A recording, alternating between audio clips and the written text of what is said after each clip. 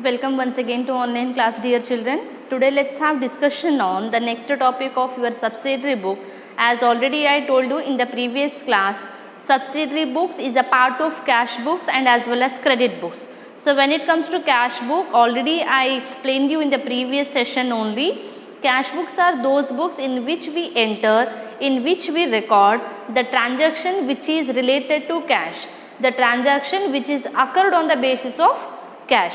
Whereas when any transaction, if it is occurring, if any transaction is taking place in the business organization on the basis of credit, those transactions we are not entering in the cash books, we are entering by preparing separate books of account.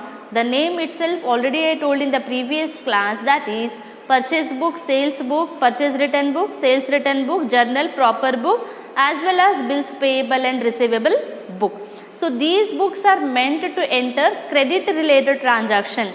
What is credit related transaction? In the sense, you are purchasing the goods, but what you purchase, for that if you are not paying the cash, you are purchasing on the basis of credit, because you may pay cash in the future also, but at present you people are not paying any penny of rupees. So that is the reason, if any transaction, when you purchase any good and services from any particular vendor, any particular seller, if you are not paying money for it, those transactions we call it as, we segregate as credit related transaction. So those transactions we are not supposed to enter in the cash books. So what are cash books now? Simple column cash book, single column cash book also we can call, double column cash book and petty cash book. For your syllabus we have only 3 types of cash books. Number 1, single column, double column and petty cash book. When it comes to credit related books, purchase book, sales book, purchase return, sales return, journal proper, bills payable and bills receivable book. So these books are meant to enter credit transaction, and those books are meant to enter the transaction which is occurred on the basis of cash. So today we will discuss in today's session, it is about contra entry. So now you may ask me the question, what is this new concept, new thing has come in the double column cash book, that is contra entry. So before we could go with what are contra entries in the books of accounts, in the books of cash book, you should know what is contra entry first. What is contra entry? Contra entry is those entries where you can see, where you will identify the transaction with the 2 aspects only. If any transaction, if a transaction while journalizing time, if you identify 2 aspects, number 1 is cash, another one is bank. Other than that, now aspect should be, so those kind of transaction we call it as, we interpret as contra entry in the books of account, that is in double column cash book.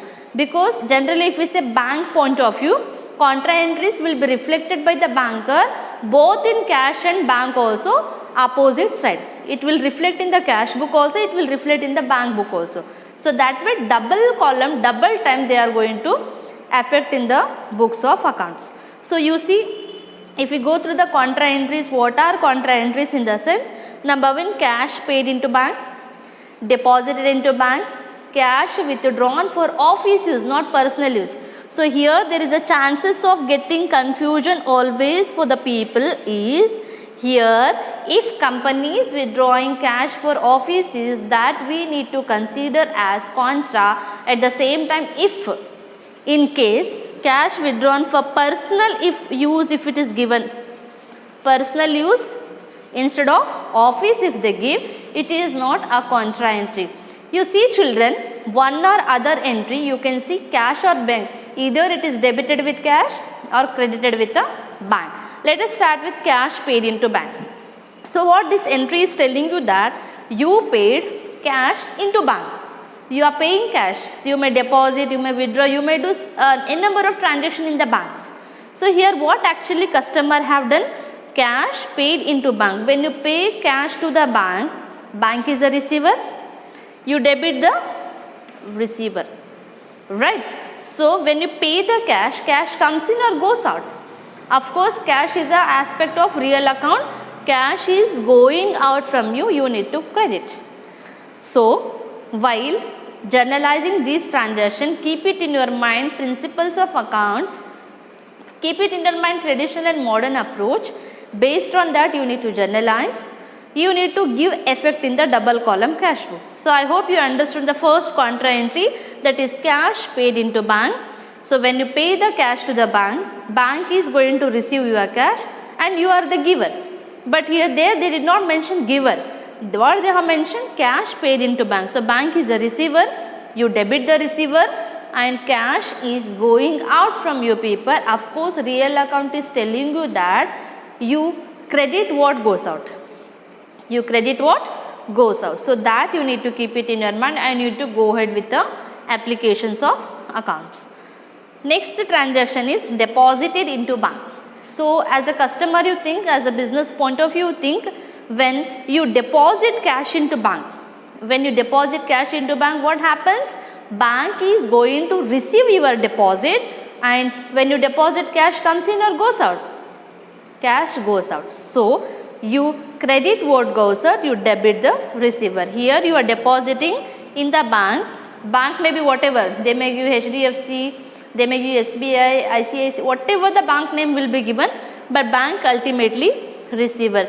You debit the receiver and what you deposited, cash you deposited, it is going out from you all.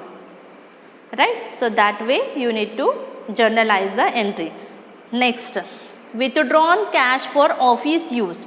So already I mentioned, if withdrawn done by the customer or the account holder, if it is for personal use, it is not contra. It should be office use. I am stressing the word office use.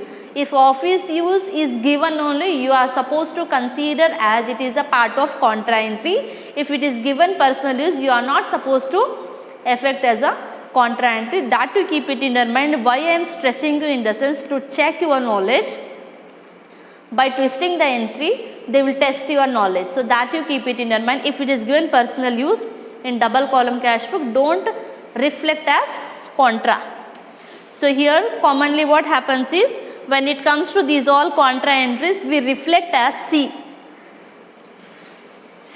C we are showing in the double column cash book. It's an indication of, it's an indicator of the entry which we reflected, the entry which we interpreted in the books of account. It is related to contra. So contra is what? Contra entries are those which is debited and credited at the same time in the same account with the cash and bank. Right. So this is about third entry. I hope I am clear. Withdrawn cash for office use, when you withdraw cash. So think as a customer, when you withdraw the cash, what happens? Cash comes in, right? So when cash is coming in, you debit what comes in. Remember the real account rule. What real account rule is telling you, that you debit what comes in, you credit what goes out. When you withdraw cash, cash is coming in, you debit the cash. At the same time, it is for office use. Right? So who is given? He is a giver, is a bank. So credit the giver. So when you withdraw the cash for office use, bank plays a role of giver and cash plays a role of debit, because debit what comes in. Because remember, while posting the entries, here you are not putting in the format of generalizing entry, you are not doing. Directly with the knowledge of generalizing, you people are posting the entries in the books of account, double column cash book. So simple, double and petty cash book is part of cash books, which is a part of your syllabus, which is a part of your academics. Simple column cash book, you will have only one amount column. Double column cash book, you will have two amount columns. Petty cash book, it is maintained to enter the separate expenses which is related to small expenses, petty expenses. And for that separate amount will be kept aside in the office to utilize for those kind of expenses. So these are the three books of accounts which is a part of cash book. So among a simple and petty cash book, double column cash book is very important. So double column cash book is telling you that you journalize the entry first with the knowledge of principles. After journalizing, you are supposed to post them into double column cash book with effect of contra. If contra entry is if you are seeing in the question, if it is appeared in the question, you are supposed to journalize them and then you need to post them into double column cash book. So this is all about double column cash book. When you people are posting them in double column cash book, first thing you remember, double column cash book consists of 2 amount column. You will have debit side 4, credit side 4, total 8 columns, right? So 2 amount column you will have debit side and 2 you will have credit side. So reflection of entries will be differ from the simple column cash book, because here contra entries will come, there it won't come. Practice 1 or 2 or 3 problem, then you feel easy, then you will feel confident to solve the further problems.